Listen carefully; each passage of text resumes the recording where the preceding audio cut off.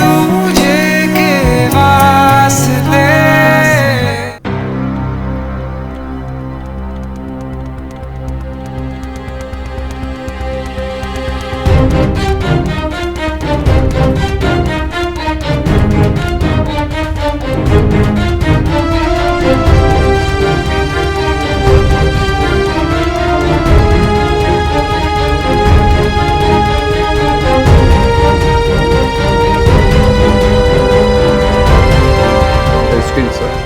Sir इन papers पे आपके sign चाहिए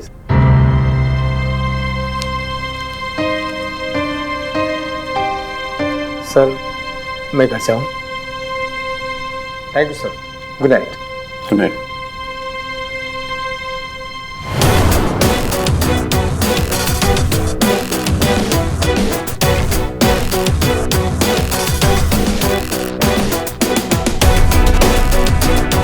ओए, तू यहाँ क्या कर रहा है श्रवण? मुझे ना किसी ने नोट्स बनाने के लिए कहा था और उसने मुझे यहाँ 11:30 बजे बुलाया। ओह नो, मैं तो भूल गई। भूल गई? पर अभी तो 4 बज रहे। तू तब से अभी तक यही है?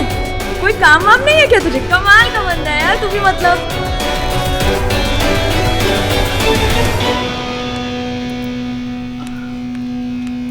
श्रवण, श्रवण आई एम रियली सॉरी। वो मैं आने में लेट हो गई, यही ना? यू नो, ये आई एम सॉरी मैं पहले भी बहुत बार सोच चुका हूँ। इनफैक्ट बचपन से यही तो सुनता आया हूँ मैं।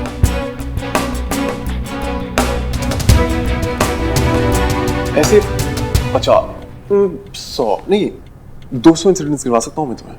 गिनवाऊँ? बचपन से यही तो करती आई हो। मैं तुम्हारा होमवर्क करूँ, साइकिल का पंचर ठीक करूँ, तुम्हारे पीछे पीछे। तो तुम प्रॉब्लम किसी और के साथ जाओ, मुझे बुलाओ और बोल जाओ खेलो मेरे साथ। सब जानती थी तुम, सब जानती हो, फिर भी यही करती थी और यही करती हो। और सबके बाद आई एम सॉरी। मेरी फीलिंग्स, मेरी इमोशंस की ना तुम्हें परवाह थी ना ही आज है। श्रवण, एक मिनट, ये सब तुम क्या बोल रहे हो? मुझे कुछ समझ नहीं आ रहा। मैं क्या जानती थी तभी और अभी क्या जानती हूँ? इनफैक्ट वो मैसेज तक मैंने तुम्हें गलती से भेज दिया था। गलती से भेज दिया था? मतलब सब जानबूझ के करती हो? श्रवण, मैं ये सब जानबूझ के क्यों? अच्छा लगता है तुम्हें जान के मैं तुम्हें मिस कर रहा हूँ।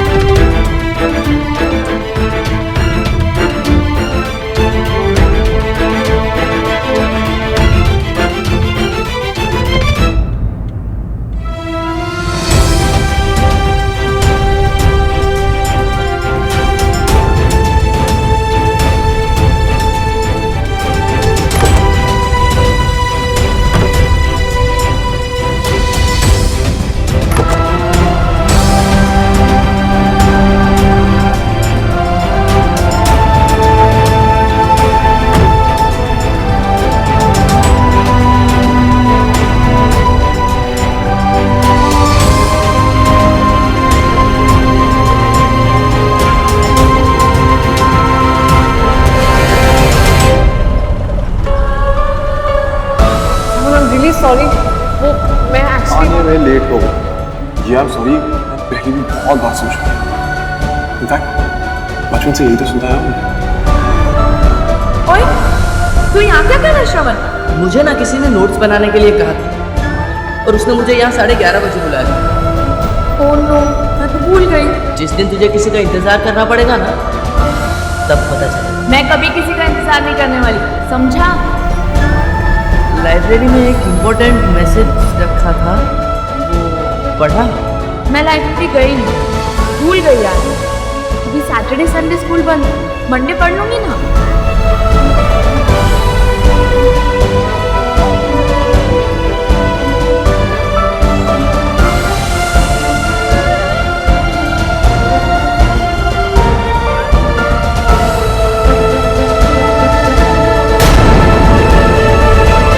सब मैं ये सब जानबूझ के क्यों कर अच्छा लगता है तुम्हें जान के मैं तुम्हें मिस कर रहा हूँ। कर दिया मैंने तो मुझे जाने अनजाने में बहुत हर्ट किया मैंने, लेकिन इन सब बातों को जानकर भी तो फिर भी तू मुझे मिस करती।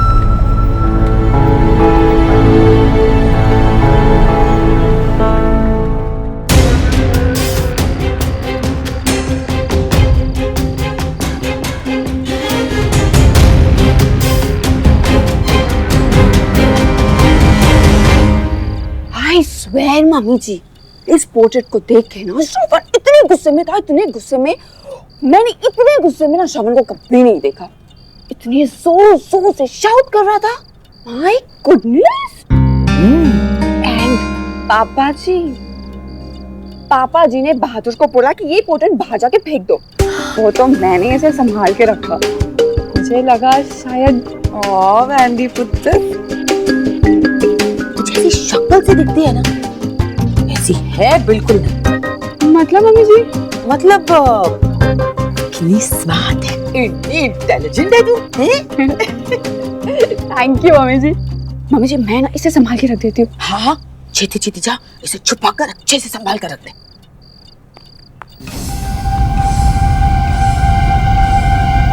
पुत्र तुझे खुद ही नहीं पता, इतना जबरदस्त आइडिया दिया है तूने मैनू।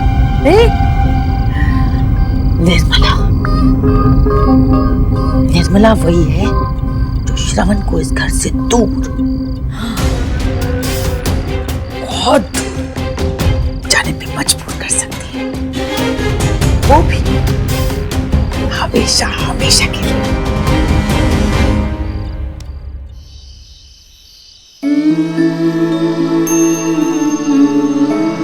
अच्छा लगता है तुम्हें जान के मैं तुम्हें मिस कर रहा हूँ।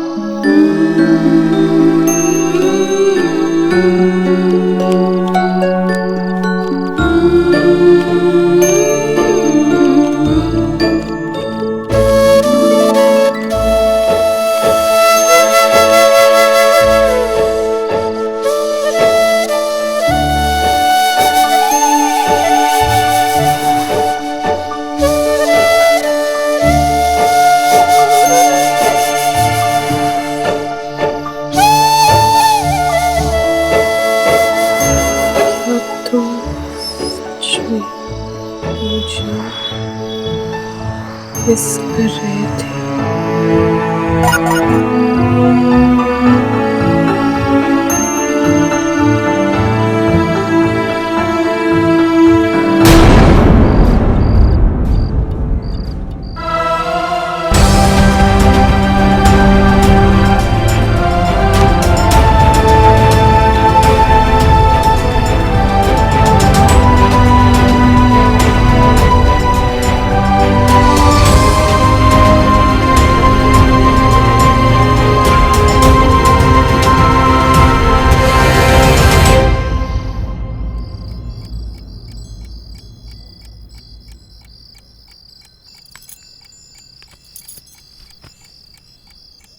आ गई तू?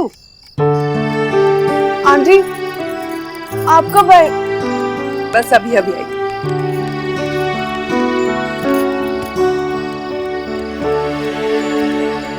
रुक, प्रसाद देना है तुझे।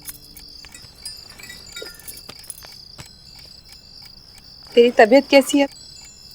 तिवारी जी बता रहे थे तुझे बुखार था। जी आंटी अब बेटर है।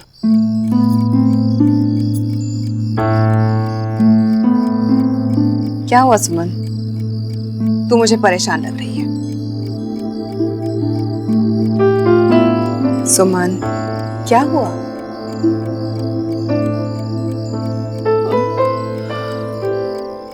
आंटी आपका बेटा ना खुद तो पागल है, मुझे भी पागल कर देगा। झगड़ा करके आइए उससे। झगड़े की बात नहीं है, उसे समझना इतना मुश्किल है ना। मतलब कभी कभी तो इतना खुश हो जाता है जैसे कि पूछो मत, और कभी कभी इतने गुस्से में रहता है कि जैसे पता नहीं क्या हो गया। बड़ा बेस्ट फ्रेंड बनता है। बेस्ट दुश्मन है वो, बेस्ट दुश्मन। आंटी आप हंसिए मत, आपके उस बेटे की वजह से ना मुझे बीपी की प्रॉब्लम हो जाएगी। सुमन, तुमने कभी सोचा है तुम और श्रवण कितने सालों से एक दूसरे को जानते हो? 13 साल। 13 साल बहुत लंबा समय होता है। इतने में तो किसी जानवर से लगा हो जाए। तुम दोनों तो फिर भी इंसान हो।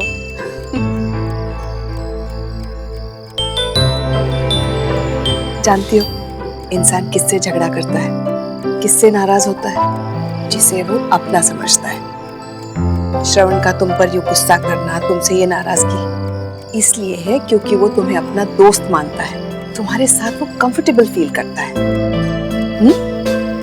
शायद आप सही कह रही हैं आंटी। जानती हो सुमन, ये रिश्ते भी ना पौधों की तरह होते हैं, बहुत नाजुक। जिस तरह पौधों का ख्याल रखना पड़ता है, उनकी हिफाजत करनी पड़ती है, ऐसे ही रिश्तों को भी संजो कर रखना पड़ता है, उन्हें संभाल कर रखना पड़ता है ना? एक और बात, जल्दबाजी में लिए गए फैसलों पर अक्सर बाद में पछताना पड़ता है। रिश्तों को थोड़ा वक्त देना चाहिए, पनपने के लिए, सांस लेने के लिए। हम सबको लाइफ में थोड़ी स्पेस चाहिए होती है। ऐसे ही रिश्तों को भी एक ठहराव, एक स्पेस की जरूरत होती है। तुम अपने और श्रवण के रिश्ते को थोड़ी स्पेस देकर देखो, फिर देखना सब ठीक हो जाएगा।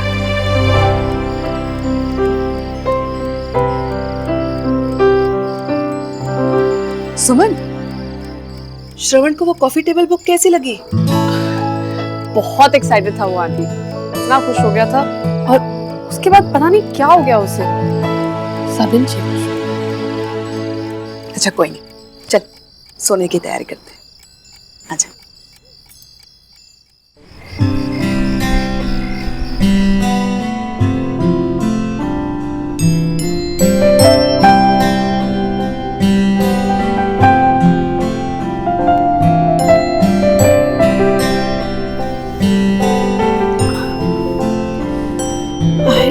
थिंक मैं तुम्हारी लाइफ में कुछ ज्यादा ही इंटरफेयर कर रही थी, लेकिन अब नहीं। आज से मैं कभी भी इंटरफेयर नहीं करूंगी।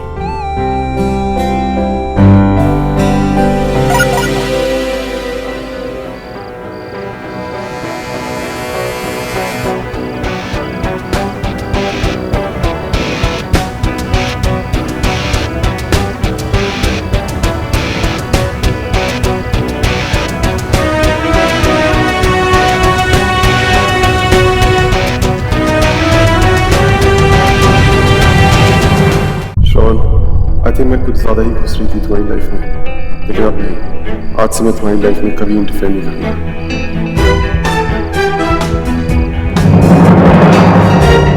बेचारे फोन पे किसका गुस्सा निकाल रहे हो भैया? कुछ नहीं, ऐसे ही। अब कुछ पूछना था?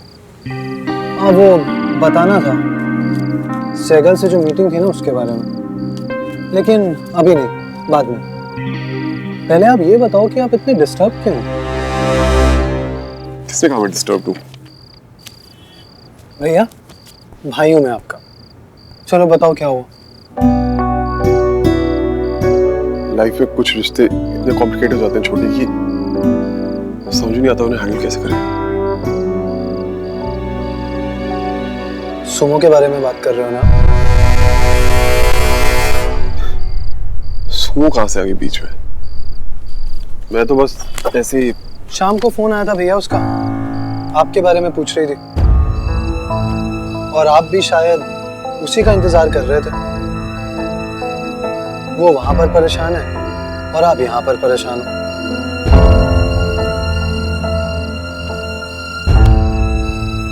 देखो भैया, मुझे नहीं पता कि आप दोनों के बीच में क्या चल रहा है, लेकिन जो भी है ना, मेरे हिसाब से आप लोगों को उस बारे में बात करनी चाहिए। और कोई जरूरत नहीं।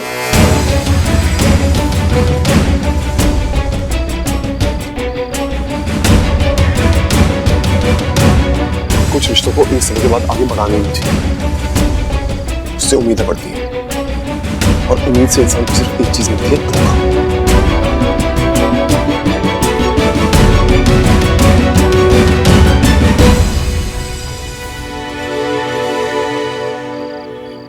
भैया मुझे पता है कि आप किस धोखे की बात कर रहे हो, लेकिन उस बात का इस बात मुझे इस बारे में बात नहीं करनी, प्लीज।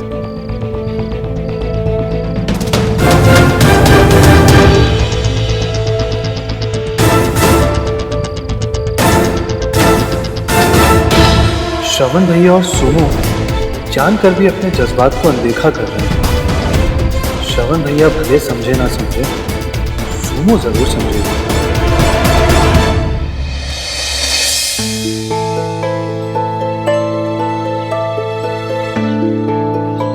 शेड्स कहाँ रखती है मैंने?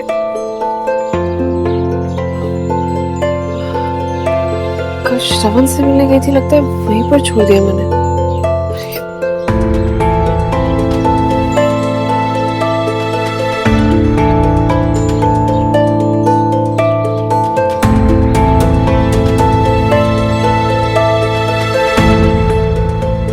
सुनो, तूने उसे प्रॉमिस किया है कि तू उसकी लाइफ में इंटरफेयर नहीं करेगी।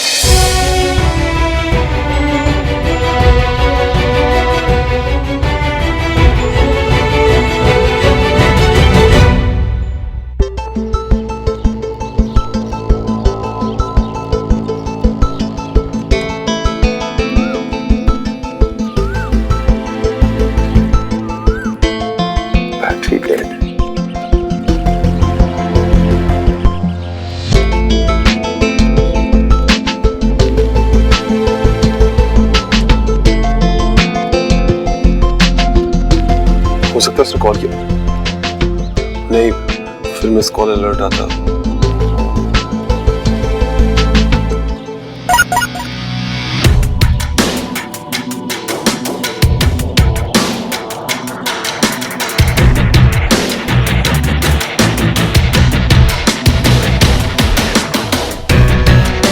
अच्छा है सुन कि तुम मेरी लाइफ में इंटरफेयर नहीं करना चाहती।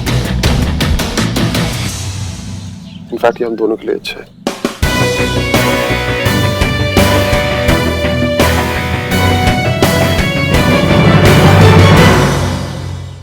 ये ले, आ गई तेरी नई टेंशन।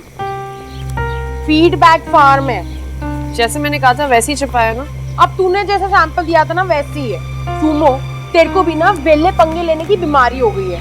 अब क्या जरूरत है हर एक कस्टमरों को फीडबैक फार्म देने की? शिवम की पोल कैसे खुली थी? मिस्टर प्रधान के फीडबैक से। इससे लिए फीडबैक लेना जरूरी है, समझी?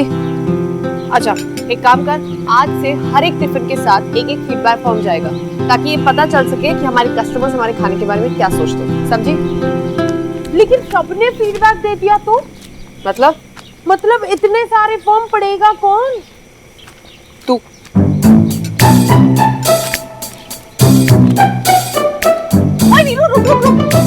अब बूंदी रहने दे, आज पाइनएप्पल का रायता बनेगा।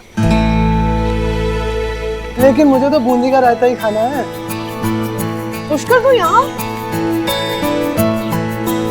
यार तेरा पीसीटी तो बहुत सही है। तू लेकिन यहाँ कैसे आया? अच्छा सुन, पहले बता क्या पिएगा, ठंडा या गरम? यार मुझे तू ना चाय पिला दे। एक सेकेंड, ओए सुन, एक चाय चढ़ा जल्दी से। बैठ यहाँ पर। यहाँ कैसे आया? सुनो, मुझे ना तुझसे एक बहुत इंपॉर्टेंट बात करनी है।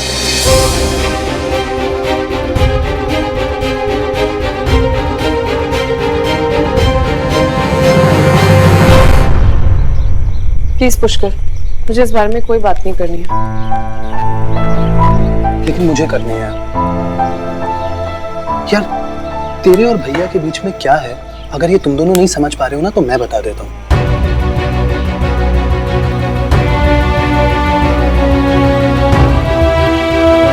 क्या है हम दोनों के बीच में? सिर्फ दोस्ती तो, और दोस्तों के बीच में लड़ाई झगड़ा चलता रहता। इसमें क्या बड़ी बात है? अगर काम करने की एक्टिंग खत्म हो गई हो तो मेरी बात सुन ले। तू कह रही थी ना कि क्या बड़ी बात हो गई, मैं बताता हूँ क्या बड़ी बात हो गई। तुम दोनों ना एक दूसरे से दूर रह के भी दूर नहीं रह पा रहे हो। कहने को एक दूसरे से नाराज हो, लेकिन सिर्फ ऊपर ऊपर से। एक दूसरे से गुस्सा नहीं, अपने आप से गुस्सा हो तुम लोग। पता है क्यों? क्योंकि तुम दोनों एक दूसरे से प्यार करते हो।